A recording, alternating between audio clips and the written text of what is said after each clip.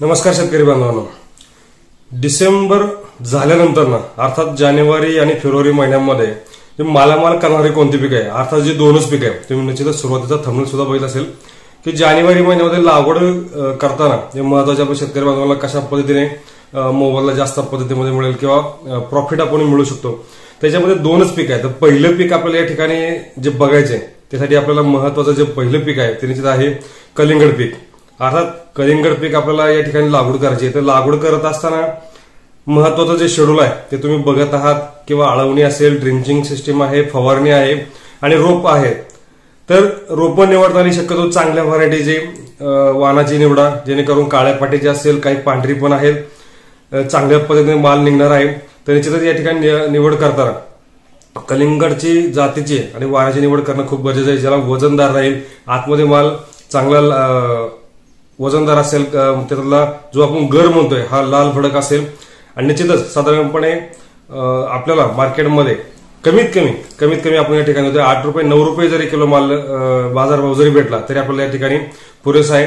जवळजवळ एकरी उत्पादन या ठिकाणी आपल्याला 22 टनापासून ते 25 टनापर्यंत मिळते.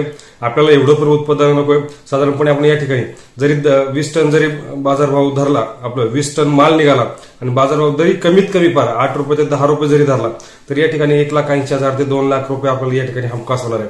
तर या ठिकाणी आपल्याला कलिंगड पिकाची लागवड करायची. कलिंगड पिकांमध्ये जे महत्वाचे वाण आहेत, आता या ठिकाणी ऑर्डर सीड्स आहे, अजून भरपूर मार्केटमध्ये उपलब्ध वाण आहेत, काही क्लाउड सीडच्या सुद्धा आहेत, काही नांगू सीडच्या आहेत, ज्या सुद्धा व्हरायटी आपण या ठिकाणी इस्वेसच्या आहेत, त्या सुद्धा बघा आणि त्या पद्धतीमध्ये आपल्या मार्केटला ज्या चालणार आहे त्या ठिकाणी आपल्याला करायचे.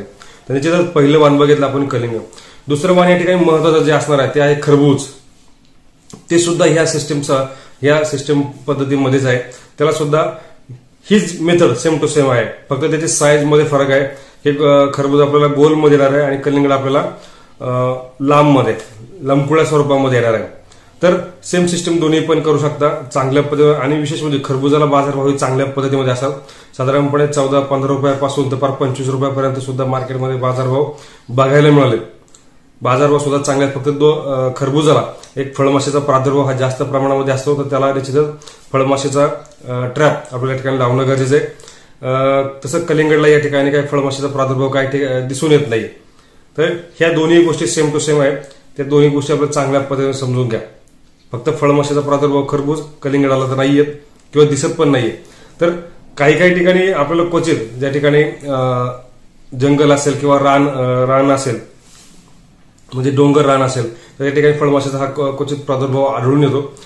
ज्या गोष्टी महत्वाच्या ज्या आहेत त्या आपल्याला या ठिकाणी सांगण्याचा प्रयत्न करा. 2 गोष्टी आहेत, चांगल्या पद्धतीने शेतकऱ्याला मालामाल करा, त्या निश्चित लावण्याचा प्रयत्न करा. निश्चितच त्याचा फायदा आपल्याला हा 100% होणार आहे. आणि आज जूनपर्यंत निश्चितच ही माहिती तुम्हाला आवडली असेल, त्याची आपल्या चॅनलला फॉलो करा, लाईक करा, शेअर करा आणि आपल्या शेतकरी बांधवांना पाठवा. धन्यवाद.